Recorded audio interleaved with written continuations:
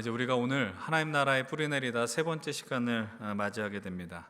이제 오늘 말씀 이미 제목이 나오긴 했지만 오늘 우리가 선택한 이 말씀의 주제는 개인적으로 좀 많이 부담스럽게 다가왔습니다. 왜냐하면 오늘의 이 주제는 교회를 통하여 하나님 나라를 살기로 결단한 사람들에게는 너무나도 자연스러운 믿음의 반응이기도 하지만, 그러나 그것이 잘못된 방향으로 흘러가게 되면 또 하나님 나라를 살고자 하는 사람들에게는 부담이 될 수 있는 주제이기 때문입니다. 그리고 결정적으로 제가 부담을 느낀 것 중에 하나는 지난 한 주 동안 여러분들 가운데, 우리 힘센 청년들 가운데 많은 이들이 정말 힘과 정성을 다해서 이 모습을 드러내 주었기 때문입니다. 그것은 오늘의 주제는 바로 헌신, 섬김, 봉사입니다. 오늘 우리가 말씀드리는 이 헌신과 섬김, 봉사는 물론 우리가 외부를 향한 헌신과 봉사에 대한 이야기도 나눌 수 있지만, 그러나 교회 내의 사역에 국한돼서 설명하고 말씀을 드림을 미리 양해를 구합니다. 여러분들, 세상을 향해서도 우리의 헌신과 섬김은 필요합니다. 우리가 2022년도에 우리 공동체의 어떠한 문장, 단어를 빌려 표현하자면 여전히 우리는 세상을 향하여 감동을 주어야 합니다. 그러나 그에 앞서 그 감동을 주기 이전 예수 그리스도를 머리로 하며, 그리고 우리들이 주님의 지체가 된 이 교회, 하나님 나라 공동체를 세워가는데 빠지면 안 되는 중요한 모습들, 역할들이 있습니다. 그것은 바로 교회를 세우기 위한 많은 사람들의 헌신과 봉사, 섬김이다라는 겁니다. 오늘 메시지의 방향은 두 가지가 될 것입니다. 한 가지는 여러분들을 향해서 상당하게 부담을 주는 메시지가 될 것입니다. 그러나 또 그 반면에 또 다른 방향의 메시지는 여러분들을 위로하며 격려하고 세우는 그런 메시지가 될 것입니다. 오늘 말씀을 통해서 여러분들이 좀 큰 도전도 받으셨으면 좋겠고 위로도 만나셨으면 좋겠어요. 다시 원론적으로 오늘 말씀의 주제를 한번 여러분들 떠올려 보십시오. 어떻게 다가오십니까? 섬김이란 단어, 헌신, 봉사. 여러분들, 오늘 말씀의 제목과 같이요, 즐거이 헌신한다라는 게 정말 가능한 일일까요? 여러분들 각자 여러분들 교회 안에서 맡으신 역할이 있는 줄로 믿습니다. 물론 아닌 분들도 있겠지만 그것이 정말로 즐거운 일일까? 오늘 우리는 시편, 우리가 채택한 110편의 말씀을 통해서 그 답을 좀 찾아보면 좋을 것 같아요. 시편 110편은 여러분들 갖고 있는 성경에 보면 이렇게 표현되어 있습니다. 표제가 이렇게 되어 있죠. 다윗의 시라고 나와 있습니다. 이 시편을 제왕시라고 표현하는데 왜 그러냐? 그것은 바로 다윗 왕, 그리고 다윗 왕가의 역할을 다루는 것이기 때문에 우리 이 시편을 제왕시라고 부르기도 합니다. 근데 여러분, 이 시편 구절 중에 아주 유명한, 우리가 익숙하게 들은 말씀이 하나 있습니다. 우리가 방금 전에도 읽었었던, 두 차례 걸쳐서 읽었었던 말씀입니다. 바로 시편 110편 3절의 말씀이죠. 우리 함께 이 말씀을 다시 한번 읽어보면 좋을 것 같아요. 함께 읽겠습니다. 시작. 주의 권능의 날에 주의 백성이 거룩한 옷을 입고 즐거이 헌신하니 새벽 이슬 같은 주의 청년들이 주께 나오는도다. 한 번 더 읽겠습니다. 시작. 주의 권능의 날에 주의 백성이 거룩한 옷을 입고 즐거이 헌신하니 새벽 이슬 같은 주의 청년들이 주께 나오는도다. 아멘.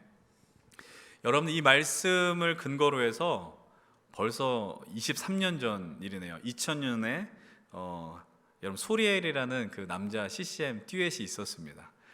그 소리엘이 발표한 찬양 중에 새벽 이슬 같은이라는 찬양이 있었는데, 그 찬양이 바로 이 말씀을 근거로 해서 만든 찬양이에요. 제가 대학교 2학년 때 발표된 건데, 당시 정말로 웬만한 청년 예배나 청년 집회나 수련회나 청년자가 들어간 그 집회 예배 가운데서는 빠지지 않는 단골 찬양이 바로 이 새벽 이슬 같은 이라는 찬양이었습니다. 이게 벌써 나온 지 23년의 세월이 지났어요. 이 찬양에 이제 감동을 알지 못하는 세대들이 여기 꽤 있는 것 같습니다.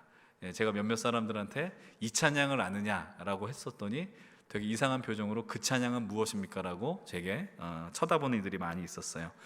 여러분, 집에 들어가셔서 한번 이 찬양을 들어보시면 촌스러운 것도 있지만 그러나 감동되는 찬양들도 분명 있을 것이다 라는 생각을 해봅니다. 근데 이 찬양에 막 감동을 막 느끼는 나머지 놓쳤었던 것이 하나 있었습니다. 제가 그것이 무엇이냐, 눈에 오늘 들어온 거죠. 바로 오늘의 말씀의 제목과 연관되는 구절인데, 주의 권능의 날에 주의 백성이 거룩한 옷을 입고 뭐라고 이야기를 하느냐? 즐거이 헌신한다라는 이 부분입니다. 즐거이 헌신한다. 여러분 정말 멋진 표현이라고 생각을 합니다. 사실은 이 시편은 주님 앞에, 하나님 앞에 헌신을 다짐하는 시편이기도 하지만 왕을 향한 헌신에 대한 다짐의 시편이기도 합니다. 여러분 다윗이 전쟁을 지휘하러 나갈 때 이스라엘의 많은 젊은 청년 군인들이 다윗 군대에 속하여 나갈 때 억지로 끌려나가지 않는다는 겁니다. 다윗 왕을 향하여서 내가 기쁜 마음으로 즐겁게 헌신한다라는 다짐이 이 시편 가운데 있게 된다라는 거예요. 한번 생각해 보십시오. 전쟁의 현장에 들어간다는 건 유쾌한 일이 아닙니다. 그런데 내가 즐거이 그 자리로 나아간다라고 결단하는 표현이 이 가운데 있는 겁니다. 물론 여러분들 가운데 군입대를 앞두는 청년들이라면 이게 이해가 되지 않을 겁니다. 물론 그것과 연결해서 오늘 본문을 보면 조금 이해하기 어려운 장면들이 많이 있겠죠. 그럼에도 불구하고 즐겁게 그 자리로 나아갈 수 있느냐라는 질문을 던진다면 여전히 우리는 고개를 갸우뚱하게 될 것입니다. 그러나 우리는 오늘 말씀의 제목과 같이 하나님과 세상 앞에 즐거이 헌신할 수 있는 주의 백성들이라는 것을 믿음으로 고백하고 전제를 깔고 말씀 앞에 나아가셔야 됩니다. 우리가 지난주 예배 때 선포되었던 말씀을 잠시 한번 리마인드 할 수 있었으면 좋겠어요. 예배라는 주제를 택했죠. 하나님과 대면하는 것이 예배인데 하나님 택하신 자리로 우리는 나가서 예배해야 하고 그 택하신 자리로 나아가기 위해서는 우리의 수고와 헌신이 필요하며 그 헌신 속에서 예배를 어떻게 드려야 된다 말씀드렸어요? 즐거워야 한다 이야기했어요.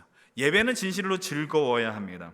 예배는 하나님과의 깊은 만남으로 들어가는 영광스러운 자리이고 그와 동시에 우리의 기쁨이 넘쳐나는 자리다라는 겁니다. 여러분들 예배가 진실로 즐거워질 때는 언제이겠습니까? 그것은 바로 하나님의 말씀이 여러분들의 귀에 들릴 때입니다. 하나님의 말씀이 여러분들의 영혼과 여러분들의 심장에 맞닿을 때에 우리는 그 가운데 즐거움과 기쁨을 느끼게 됩니다. 말씀이 우리를 사로잡으면 우리는 감동되는 겁니다. 말씀으로 흥분이 되죠. 그리고 하나님께서 우리를 위하여 행하신 역사가 있다는 걸 이제는 그 믿음을 통하여서 진실로 믿고 고백하게 되는 겁니다. 그것을 경험한 사람들은 예배 가운데 기쁨으로 하나님을 찬양할 수밖에 없고 들려지는 그 말씀 앞에서 겸손하게 머무를 수밖에 없다라는 것입니다. 여러분들 이것이 우리 신앙의 중요한 출발점이 되는 겁니다. 하나님 나라의 뿌리 내리는 가장 중요한 시작점입니다. 그러나 하나님 나라를 경험하고 하나님 공동체 안에서 하나님과의 관계가 견고해지면 반드시 우리가 나가는 경험하는 그 자리가 있다는 겁니다. 그것은 무엇이냐? 바로 하나님 나라 공동체를 위하여 수고하고 헌신하고 섬김이 필요한 자리로 나아가게 된다라는 사실입니다. 오늘 우리는 예배를 드립니다. 열과 성을 다하여 뜨겁게 케노시스의 찬양의 지휘에 맞춰 우리도 함께 하나님을 찬양했습니다. 여러분 그들의 수고와 섬김 헌신이 존재하지 않았다면 우리는 더 즐겁게 찬양을 못했을지 모르겠습니다. 또한 아무리 열심을 다하여 음악이 들린다 할지라도 여러분들 화면에 가사가 띄어지지 않으면 우리는 더 최선을 다해 예배를 못했을지 모르겠습니다. 예배를 열심히 드리려고 하지만 어떠한 한계점에 부딪혔을지도 모른다라는 것입니다. 그뿐만이 아닙니다. 오늘 이곳에서 하나님을 예배하기 위해 수많은 사람들이 수고와 헌신을 감당했다는 것은 여러분들이 부인할 수 없는 사실일 것입니다. 그러나 여러분들 하나님을 우리가 만나고 하나님과의 관계 속에 그분을 사랑하게 되면 우리는 예배하는 자리에만 머무르지 않아요. 나도 그 자리로 나아가고 싶다는 마음이 어느 순간 문득 들어오게 된다라는 겁니다. 그리고 누군가의 권면을 통해서 어떤 섬김과 헌신, 봉사의 자리로 나아가게 됩니다. 그리고 여러분들이 어떠한 자리에 교사로 섬기시든 찬양대로 섬기시든 나는 조금 내키지 않았지만 강력한 누군가의 권면과 이끌음으로 나갔던 분들도 분명 존재할 것입니다. 그런데 문제가 있어요. 그것은 무엇이냐? 우리가 그 일을 감당하고 맛보게 될 때요, 한계를 경험하는 순간이 있더라는 겁니다. 그런 가운데 마음에 조금은 불편한 마음이 몰려온 것이 있고 이제 내가 더 이상 사역을 할 수 없겠구나라는 마음이 들었던 것도 사실입니다. 그러나 분명하게 말씀드릴 수 있는 것은 우리가 하나님 나라의 뿌리 내리자라고 외치죠. 하나님 나라의 뿌리를 내리고 하나님 나라 공동체를 세울 때 이 믿음의 공동체에 이루어지는 어떠한 헌신과 봉사와 사역은 결코 폄훼될 수 없다라는 거예요. 가치가 없다라고 누구도 함부로 이야기할 수 없다라는 겁니다. 여러분 누군가의 헌신과 섬김을 통해서 우리는 하나님과 더 가까워질 수 있고 하나님을 사랑할 수 있으며 하나님 나라에 뿌리 내릴 수 있는 것은 아주 명확한 사실이라는 것이죠.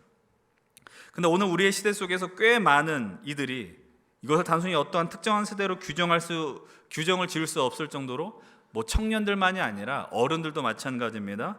이 헌신하고 수고한 역할을 외면하고 피하려고 하는 모습들을 발견하는 것은 어려운 일이 아니게 되었습니다.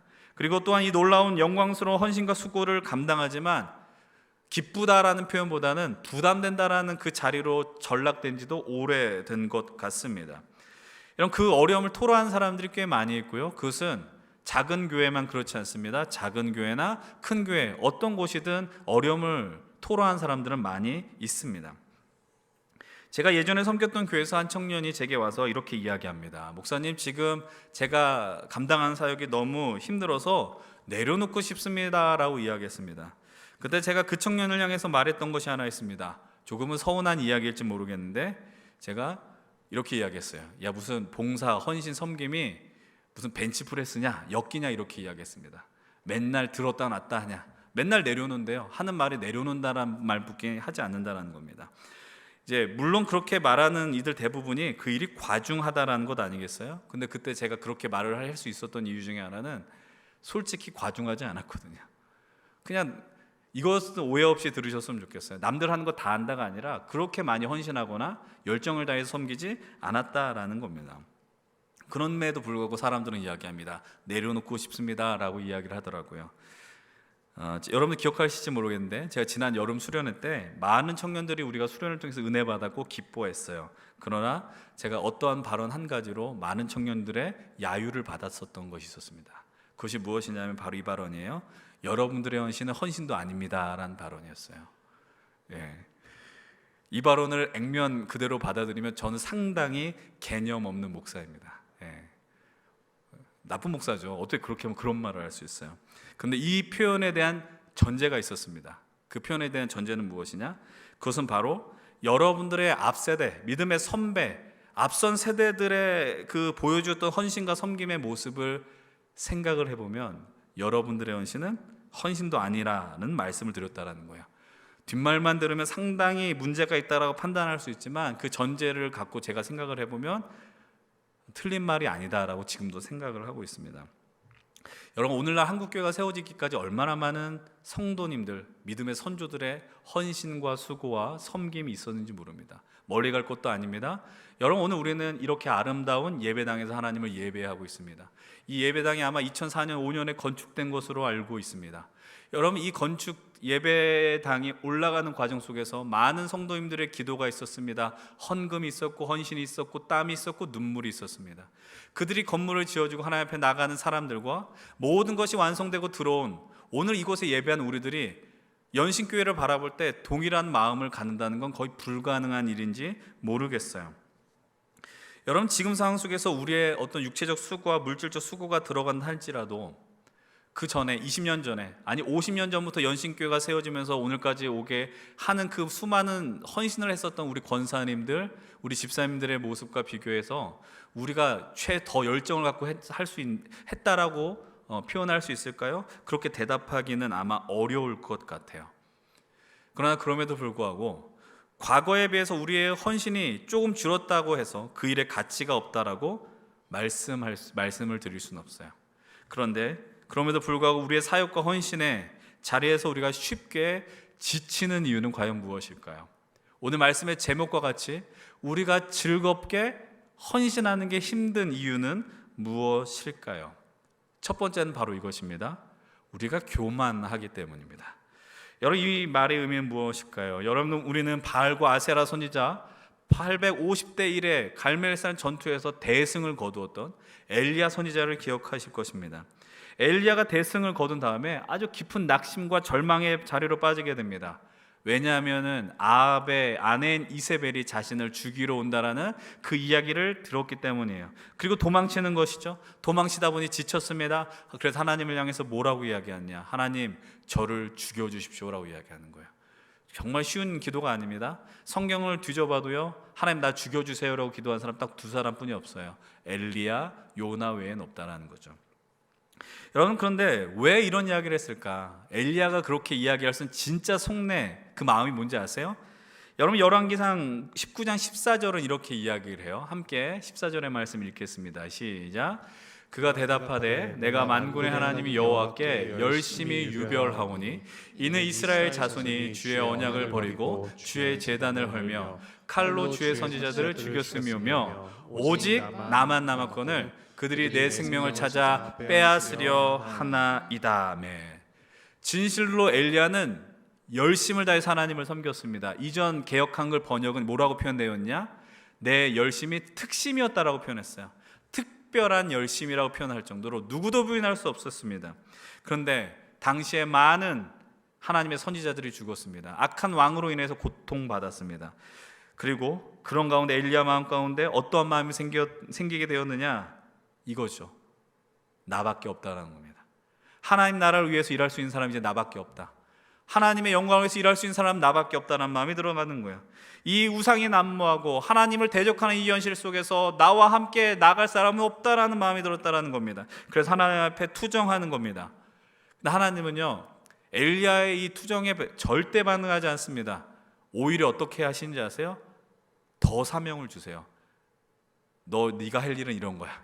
너는 여기서 머무르면 안 돼. 네가 나갈 길은 이런 것이야. 하나님은 새로운 사명을 엘리야에게 주셨다라는 겁니다. 그리고 한 가지 말씀하십니다. 내가 지금도 바알에게 무릎 꿇지 않은 7,000명을 남겨두었다라고 이야기하세요. 여러분, 다시 말하면 그런 겁니다. 야, 너만 남긴 뭘 너만 남았냐? 나를 위하여 헌신하고 저 우상들과 싸울 7,000명이 지금 남아있다라고 하나님은 엘리야를 향해서 이야기하는 겁니다. 이 메시지 안에 이런 의미도 담겨 있는 겁니다. 내가 너만 부른지 아느냐? 너 외에도 수많은 나의 부름을 받은 자들이 있다라고 이야기를 하고 있어요. 여러분들, 우리가 교회 안에서 수많은 사역을 감당할 수 있습니다. 수고 헌신을 감당합니다. 그런데 그 순간 우리를 쉽게 지치고 낙담하게 하는 것은 무엇이냐면 나만 열심히 한다고 오해한다라는 거예요. 물론 여러분들만 유독 열심히 할 수 있어요. 그것은 하나님의 의지일지 몰라요. 하나님의 선택일지 모르고 하나님의 부르심일지 모르겠어요. 그런데 그런 자식이 어디로 연결되는지 아세요? 나만 열심히 한다가 왜 나만 하느냐로 바뀌게 됩니다. 왜 나만 남았느냐로 바뀌게 됩니다. 그리고 생각이 어디까지 넘어지느냐? 왜 쟤는 안 하느냐로 넘어가는 거예요. 왜 나만 이렇게 고생하지? 왜 저 사람은 놀고 있는데 왜 나는 안 하지? 이렇게 변질된다라는 겁니다. 타인을 향한 지적과 원망과 불평으로 이 모든 것들이 넘어가게 된다라는 겁니다. 그리고 그 헌신은 결국 어떻게 넘어가는지 아세요? 자신의 의의를 드러내는 도구로 바뀌게 되는 겁니다. 내가 이렇게 열심히 일을 하는데, 내가 이렇게 열심히 섬기는데 하나님은 나를 더 사랑하실 거야. 내가 하는 사역이 가장 더 좋은 것이야 라고 이야기한다라는 것이죠. 이러니 우리의 헌신이 즐거워지기가 너무나도 어려워질 수밖에 없다라는 겁니다. 두 번째로, 그럼 우리의 헌신이 즐거운 헌신이 되지 못한 이유는 무엇일까요? 두 번째는 이것입니다. 우리가 헌신한다고 이야기하지만 내가 하고 싶은 것만 하려고 하는 거예요. 내가 원하는 사역만 하고 싶기 때문에 즐겁지 않는 거예요. 우리가 하나님 나라 공동체 세우는 일을 할 때요, 그 일을 감당하는 아주 중요한 전제가 한 가지 있습니다. 그것은 바로 하나님의 일을 한다는 겁니다. 우리가 이 공동체 안에서 무엇인가 어떤 일을 합니다. 그것은 하나님의 일입니다. 하나님의 일을 하는 것이죠. 우리의 일이 아닙니다. 근데 여러분, 하나님의 일이란 무엇을 말하는 것일까요? 하나님이 원하시는 것이죠. 잘 들으셔야 됩니다. 하나님의 일이란 하나님의 원하시는 일을 하나님의 시간에 하나님의 방법으로 하는 것을 의미합니다. 다시 한번 말씀드릴게요. 하나님의 일이란 무엇입니까? 하나님이 원하시는 일을 하나님의 시간에 하나님의 방법으로 하는 게 바로 하나님의 일인 것이죠. 근데 여러분, 오늘 우리의 모습 중에 발견되는 것이 하나 있습니다. 그것은 바로 하나님의 일을 한다고 이야기하지만 이 중심은 하나님이 아니라 우리로 변질된 것이 꽤 많이 있다는 거예요. 하나님이 원하시는 일을 하는 것이 아니라 내가 원하는 일을 하려고 합니다. 하나님의 시간이 아니라 내가 원하는 시간에 하려고 합니다. 그리고 하나님의 방법이 아니라 내가 원하는 방법으로 이 일들을 꾸려나가려고 한다라는 겁니다. 여러분, 그렇게도 이 교회 사역을 감당한다면 그것도 너무 감사하고 놀라우며 중요한 일인지 모르겠어요. 그런데 이것에 문제가 있습니다. 그것이 무엇인지 아세요? 내가 그것에 흥미가 떨어지면 언제든 떠날 수 있다는 겁니다. 언제든, 아까 전에 표현을 빌려 이야기하자면 내려놓을 수 있다라는 겁니다. 왜냐하면 그 출발점이 내 자신이었기 때문입니다. 여러분, 물론 본인이 하고 싶은 것을 해야지 즐겁습니다. 요즘 시대는 내가 하고 싶은 것을 할 수 있도록 분위기를 형성시켜줘야 됩니다. 여러분들 향해서 수련해 오십시오라고 아무리 외친다 할지라도 그것이 가치가 없다고 판단되면 아무도 신청하지 않는다라는 겁니다. 그래서 저도 사역을 할 때 우리 청년들의 니즈가 무엇인지, 요즘 청년들이 원하는 것이 무엇인지 예민하게 바라보려고 하는 거예요. 설교도 어떤 설교를 해야 될까 고민한다라는 것이죠. 그러나 그럼에도 불구하고 우리가 이 안에서 꼭 내가 원하는 것만 할 수 있느냐? 그렇지 않다라는 겁니다. 거의 대부분의 교회에서요, 늘 사역이 부족한 자리들은 거의 다 비슷합니다. 힘들고 어렵고 더럽다라고 이야기할 수 없지만 그러나 꽤 피곤하게 느껴지는 그런 자리들은 인기가 없습니다. 그래서 모든 교회마다 어떤 일이 벌어지느냐? 일할 사람이 없습니다라고 이야기하는 거예요. 아무리 수천 수만 명의 교회도 교사가 없습니다, 주차 안내자가 없습니다라는 광고를 주보에 내보내게 되는 것이죠. 여러분들, 그런데 이헌신은요, 내가 원하는 것을 원하는 때에 나의 방법으로만 하게 되지 않습니다. 그것을 어떻게 증명하느냐? 여러분들이 증명하거든요. 여러분들 지금 교사를 어떻게 하고 있습니까? 여러분들이 어떻게 리더를 하고 있습니까? 찬양팀을 어떻게 하고 있습니까? 무조건 다 원하는 대로 하셨어요? 그렇지 않았을걸요? 누군가의 권명과 억지로 이끌어줌과 그런 것들로 인해서 이 자리에 있지 않으십니까? 여러분, 오늘 우리는요, 성경에서 가장 어이없게 헌신과 사역의 자리로 불러나온 사람을 만나게 될 것입니다. 그 사람이 누구일까요? 마가복음 15장 21절의 말씀인데요, 함께 좀 읽어봅니다. 시작. 마침 알렉산더와 루포의 아버지인 구레네 사람 시몬이 시골로부터 와서 지나가는데 그들이 그를 억지로 같이 가게 하여 예수의 십자가를 지우고. 여러분, 요즘 어이없다, 어처구니 없다라는 단어를 이렇게 표현하죠. 이게 사투리이긴 한데 얼척없다라고 이야기를 해요. 근데 정말로 성경에서 가장 얼척없게 성경에 등장한 사람이 바로 알렉산더 루포의 아버지인 구레네 사람 시몬입니다. 구레네 사람 시몬은 명절 절기, 우리 지난주 말씀과 같이 택한 날에 택하신 곳으로 명절에 예루살렘에 하나님을 제사하게 나온 한 사람에 불과했습니다.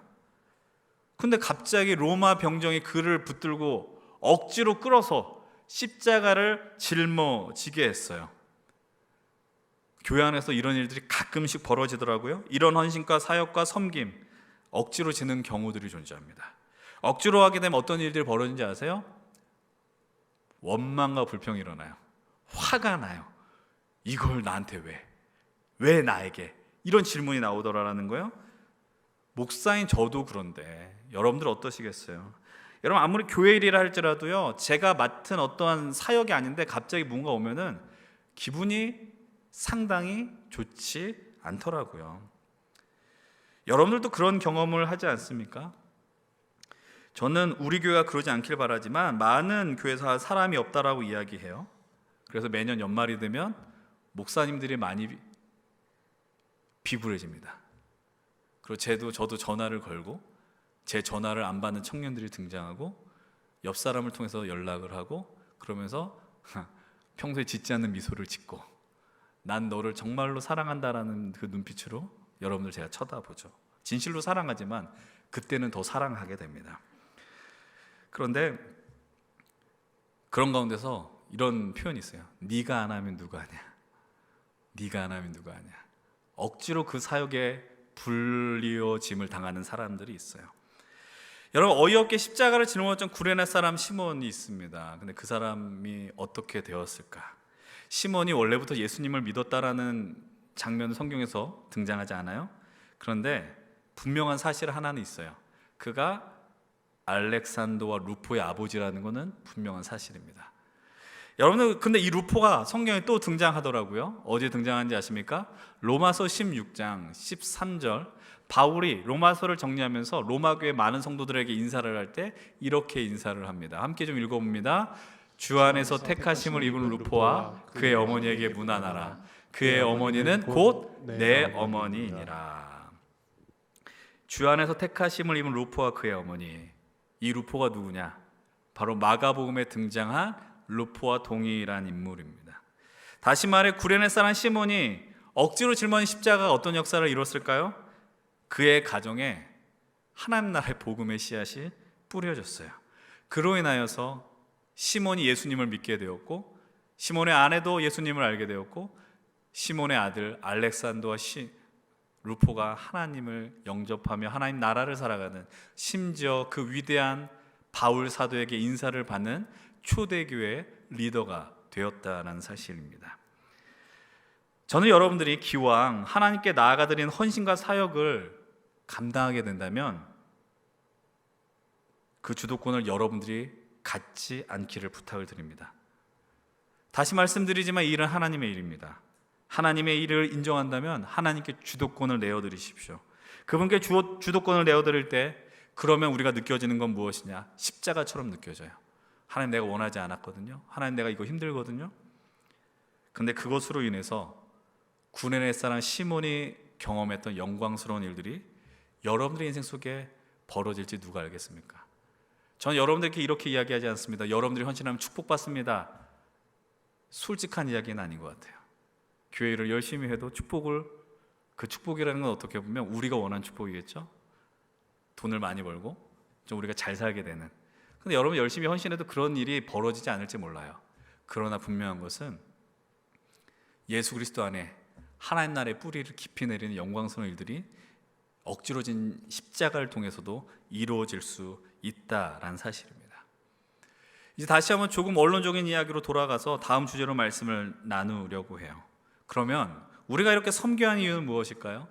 여러분들 왜 헌신하고 봉사하십시오라고 이야기하겠습니까? 처음 드렸던 말씀의 반복일지 모르겠어요. 오늘 우리들이 이렇게 예배할 수 있는 이유, 하나님을 만날 수 있었던 이유, 하나님께 더 깊이 들어갈 수 있는 이유는 여러분들이 잘나서가 아닙니다. 누군가 여러분들을 위해 기도했기 때문이도 맞고, 누군가 여러분들을 위해서 여러분 더 하나님 앞에 예배를 잘 드릴 수 있도록 헌신하며 봉사하며, 여러분들이 어떤 소그룹 안에 목장 안에 누군가 여러분들 돌보며 안아주었던 리더가 있었기 때문이며, 사랑을 주었었던 사역자들이 있었기 때문에 가능하다라는 겁니다. 누구나 다 예수님을 처음 믿었던 순간이 있고요, 교회에 처음 오는 순간이 있습니다. 그때 여러분들을 맞이해 주었던 새 가족을 담당한 성도님들이 계십니다. 여러분들이 우리 힘센 공동체에 처음 오셨을 때 여러분들을 맞이하는 우리 케어팀이 존재한다고요. 여러분, 그들이 왜 그렇게 미소를 장착하며 나갈까요? 새 가족들이 왔기 때문에 미소를 짓는 것입니다. 새 가족이기 때문에 미소를 짓는 거죠. 그럼 그것은 가식일까요? 그렇지 않아요. 그들은 그것이 새 가족들을 향한 최고와 최선의 섬김이라는 걸 알았기 때문에 그들은 피곤하고 힘들었지만 그래도 그 새롭게 온 분들을 향하여 미소를 지으며 나갈 수 있었다는 거예요. 여러분, 저기 위에 방송팀이 없었다면 여러분들 예배를 드리는데 자연스럽게 예배할 수 있었을까요?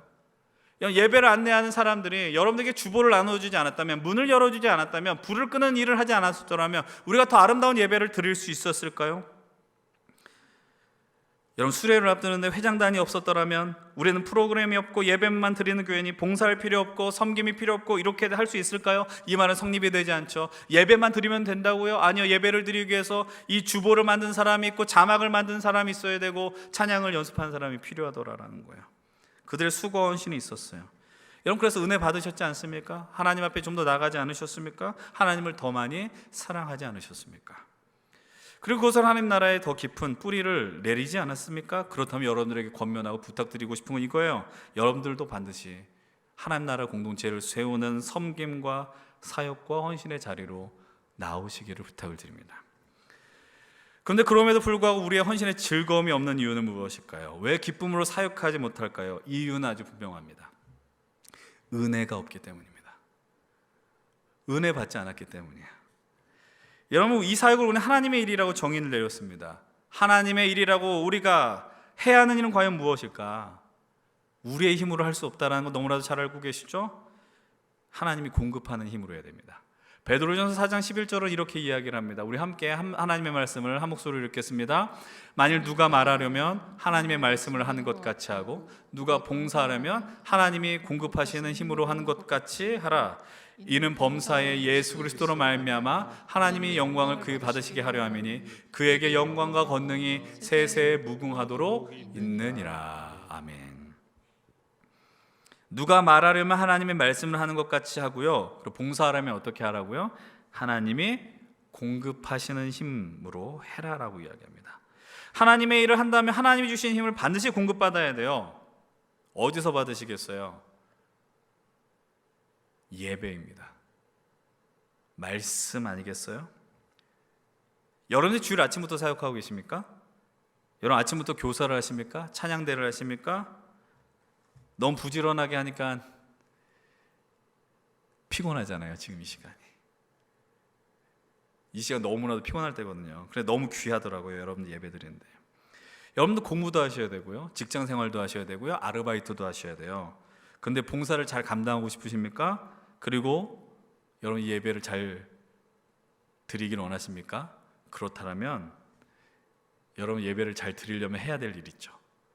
토요일에 일찍 주무십시오. 제발 부탁인데 토요일에 일찍 주무셔야 돼요. 그러지 맑은 정신으로 주일을 감당할 수 있어요. 저는 여러분들에게 늦게 자라고 말한 적이 한 번도 없는데 주일날 와서 목사님 피곤해요. 내가 잘못한 게 아닌데. 맑은 정신으로 오셔서 은혜를 받으십시오. 이곳에 오셔서 맑은 정신으로 하나님의 말씀을 받으십시오. 가슴 뛰는 예배를 드리십시오. 전 진실로 소망하는 건 우리가 드리는 이 예배가 하나님 앞에 정말 가슴 뛰고 우리의 심장을 뜨겁게 하는 예배를 드리기를 소망합니다. 다음 주 우리가 케아워십을 드리게 되죠. 케노시스 아삽이 함께 예배하게 될 텐데 제가 바라기에는 한 달에 한 번이 아니고 최소 2번 이상 할 수 있었으면 좋겠어요. 모든 팀원이 나오라는 게 아니에요. 로테이션 하라는 겁니다. 저는 심지어 외부에서 우리 연신교회가 어떤지 궁금한 사람들이 유튜브로 우리 예배를 볼 때 그 뜨거움과 열기가 전달됐으면 좋겠어요. 야, 도대체 이 청년부는 어떤 교회에, 어떤 청년 공동체에게 이렇게 놀라운 예배를, 뜨거운 예배를, 감동스러운 예배를 드릴 수 있는가? 그 화면을 접한 사람들도 감동 받는 예배를 드릴 수 있었으면 좋겠어요. 하나님의 은혜에 충만한 예배를 우리가 드릴 수 있었으면 좋겠어요. 하나님의 힘이 정말 폭포수같이 부어지는 예배를 우리가 함께 나아가며 드렸으면 좋겠어요. 제가 요즘 따라서 고백하는 게 있어요. 몇 가지 솔직한 고백을 오늘 좀 드리는데 요즘 스스로 제일 많이 생각하는 게 뭔지 아십니까? 은혜 받지 않은 사람을 향해서, 은혜 받지 않은 분들을 향해서 교회 일을 하십시오라고 말하는 거는 되게 폭력이라고 생각이 되더라고요. 은혜 받지 않은 사람을 향해서 열심히 일하십시오. 하나님을 만나지 않는데 일하라고 말하는 게 얼마나 곤욕스러울까, 이런 생각이 들더라라는 거예요. 물론 그 사람을 향해서 은혜 받지 못했음에도 권면할지는 모르겠지만 제가 목숨을 걸고 하라는 이야기 하지 않습니다. 그리고 분명 예배 가운데 분명 어떤 사람이 이럴 수 있어요. 내가 예배 가운데 은혜 받기를 두려워하는 사람이 있어요. 왜냐하면 교회 일을 더 열심을 감당하면서 해야 될까 봐. 근데 저는 믿습니다. 우리가 이 예배 가운데 정말 진실로 하나님을 만나며 뜨거운 예배를 드리고 하나님의 영광스러운 그 예배 앞에 선다면, 그리고 부흥의 예배를 드리게 된다면 여러분들이 이곳에 한 사람도 빠짐없이 하나님의 놀라운 역사에 반드시 동참하게 될 것이라는 거예요. 그러니까 교회를 열심히 한다는 게 아니에요. 여러분들 삶의 자리 속에서도 내가 왜 공부를 하며, 왜 직장 생활을 하며, 왜 사람들을 만날까? 그것에 하나님의 나라가 세워지기 위함이다라는 그 믿음의 고백들이 제가 시키지 않아도, 권면하지 않아도 여러분들의 중심 속에 터져나올 수밖에 없다는 것입니다. 왜냐하면 이곳에 하나님의 부어주시는 은혜를 우리들이 맛보기 때문이에요. 여러분, 하나님이 채워주시고 은혜 주시면 그때 사역할 때는 너무나도 즐겁다는 겁니다. 제가 목회하면서 깨달은 게 뭔지 아세요? 저도 사람이거든요. 저도 목회할 때 좋은 환경 속에서 사역하고 싶고요, 좋은 조건 속에서 사역하고 싶고요. 여러분들이 어떤 삼성, 현대 이런 데서 그룹을 가는 것처럼 소위 말하는 세상이 주목하는 교회에서 사역하고 싶고요. 그런 마음들이 왜 없겠어요? 나도 가정이 있는데 좀 더 많이 혜택을 누리고 안정적인 상황에서 사역을 하고 싶은 마음이 왜 없겠냐고요. 그런데 이 시간 속에서 제가 고백할 수 있고 솔직하게 이야기할 수 있는 건 무엇이냐면은 환경이 갖춰졌다고 사역이 즐겁냐? 아니라는 겁니다. 근데 어떤 때 즐거운지 아십니까? 일이 적으면 행복하냐? 그렇지도 않아요. 힘든 순간이 있어요. 내가 사역 때문에 힘든 순간이 있다고, 일이 많아서 힘든 순간이 있어요. 그런데 신기한 건 뭐냐면 일이 많지만 힘들지 않아요. 왜냐하면 그 자리에 하나님이 공급하시는 힘과 은혜가 있음을 경험했기 때문이에요. 전 여러분이 이 가운데 그 은혜를 사모하셨으면 좋겠습니다. 은혜를 누리셨으면 좋겠습니다. 여러분의 삶의 이 섬김과 헌신과 사역을 통해서 하나님 나라의 뿌리 내리는 놀라운 기적들이 일어나기를 주의 이름으로 간절히 축원을 드립니다. 이제 말씀을 마무리하겠습니다. 제가 말씀을 처음 시작했을 때 이렇게 이야기했어요. 말씀의 방향이 처음엔 부담스러운 게 될 수 있고, 두 번째로는 격려 위로의 메시지가 있을 것이다. 근데 막상 나눈다 보니 90%가 부담을 주는 메시지였어요. 나머지 10%는 이제 분위기를 전환하겠습니다. 제가 아무리 이런 얘기를 한다 할지라도 여러분들 헌신하십시오라고 해서 헌신을 하겠느냐? 그렇지 않죠, 사실. 이렇게 말해서 죽어도 반응하지 않는 사람도 있단 말이에요. 근데 반대로 제가 열심히 권면하지도 않았는데 순종해서 반응해주는 성도님과 청년들은 어디나 있었어요. 어딜 가나 늘 그런 분들이 존재했고, 그래서 힘이 났고 감사했고 감격했었습니다. 그래서 마음이 뭉클할 때가 얼마나 많은지 몰라요. 제가 2주 전부터 우리 광고원 기억하십니까? 여러분들 아실 분들은 아시고 모르실 분들은 모르겠지만 목요일부터 지난주 토요일까지, 어제까지 청년 지도자 세미나가 저희 우리 교회에서 있었어요. 근데 이 세미나는 전국에 있는 청년들, 교회의 청년들 또는 사역자들 대상으로 하는 사역이었고, 더 중요한 거는 주관이 우리 교단의 총회였기 때문에 처음에는 이런 느낌이었어요. 우리 교회는 그냥 장소를 대여해 주는 것이다, 이런 마음이었는데 준비를 하다 보니 어떤 일이 벌어져요? 우리 성도님들이 그리고 우리 청년들이 가만히 있지 않았죠. 찬양팀을 불러내야 됐고 안내 섬김을 불러내야 됐고, 그토록 피곤한데 그 자리를 섬겨주고 지켜준 청년들이 얼마나 고마운지 몰랐어요. 근데 제가 좀 욕심이 많잖아요. 그래서 어저께 사역 세미나가 끝났는데도 제가 좀 판단을 잘못했나, 지금도 좀 헷갈렸지만 그래도 리더들은 나와서 리더 학교를 해라, 리더 모임을 해라. 그리고 모든 게 끝났지만 임원들은 수련회를 준비하는 모임까지 가졌습니다. 근데 여러분들, 그들은 임원이니까 리더니까 당연히 하는 것일까요? 그런 것은 존재하지 않아요. 당연한 건 없어요. 왜 그게 당연한 것입니까? 그들은 그저 하나님을 사랑했고 우리 청년들을 사랑했고 그리고 우리 공동체를 사랑했다는 것이죠. 힘들지만 그들은 미소를 잃지 않았습니다. 그리고 그 자리를 지켰습니다. 오늘 짧고 설교 안에 이제 제 독백이 있다고 그랬는데, 예전에 어떤 목사님 페이스북에 이런 글을 남기셨어요. 어떤 글이냐? 목사님 젊었을 때 정말 열정을 갖고 사역을 하셨는데 어느 날 성도님이 이런 얘기를 하셨답니다. 목사님, 왜 저희가 목사님의 목회 성공을 위한 그 야망의 성취를 위한 도구로 전락되어야 합니까? 라고 이야기를 했대요. 여러분, 얼마나 그 목사님 충격을 받으셨는가. 저한테도 그렇게 이야기하면 막 무서울 것 같고 떨릴 것 같아요. 저도 목회를 하면서 청년들에게, 임원들에게 많이 이런저런 이야기를 합니다. 우리의 비전을 나누고 우리가 이랬으면 좋겠다라는 얘기를 많이 해요. 많이 흘리기도 하고. 근데 그 일을 하면서도 두렵죠. 이게 내 목회적 야망 때문에 이런 것은 아닌가, 그렇게 사람들이 느끼면 어떡할까. 여전히 사람의 눈치를 본단 말입니다. 그런데 그럼에도 불구하고 일을 포기할 수 없고 감당할 수 있는 게 있습니다. 그것은 무엇이냐? 어떤 상황 속에서도 자리를 지켜주고 즐겁게 헌신하는 귀한 믿음의 동역자들이 있기 때문이죠.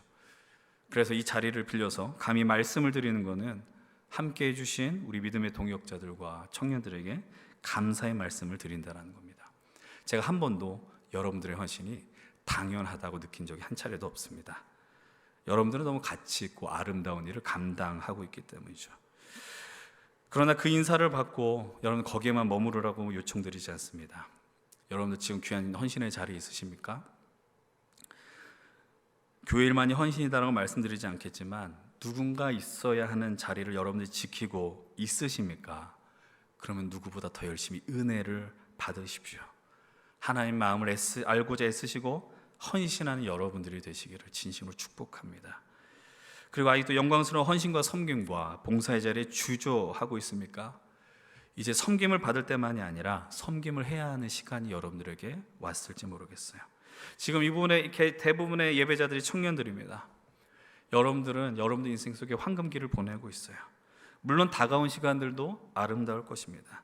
그러나 이렇게 아름다운 때 하나님께 여러분의 삶을 헌신하면서 하나님 나라에 깊이 뿌리를 내리는 역할, 누군가를 뿌리 내리게 한다면 그 일이 얼마나 아름다운 일이겠어요. 어떤 선교사님이 이런 이야기를 하시더라고요. 그분이 40대 때 히말라야로 의료 선교사가 돼서 나갔습니다. 그때 그 고백을 하나 합니다. 내 인생에 하나의 어떤 생선의 물고기의 몸통이라면 기왕 드리는 거 꼬리하고 머리 드리지 말고 제일 젓가락이 많이 가는 몸통 드려야 되지 않겠냐. 그 고백을 따라서 40세에 히말라야로 가셨다는 겁니다. 사랑하는 여러분들, 우리들도 몸통을 드릴 수 있었으면 좋겠습니다. 여러분 그 드림의 방법, 모습은 다 다를지 모르겠어요.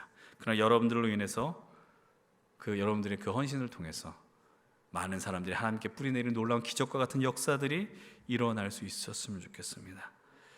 여러분 진실로 주의 권능의 날에 주의 백성이 거룩한 옷을 입고 즐거이 헌신하는 새벽 이슬과 같은 청년들이, 여러분들이 우리 힘센 청년들이 되기를 주의 이름으로 간절히 축원을 드립니다.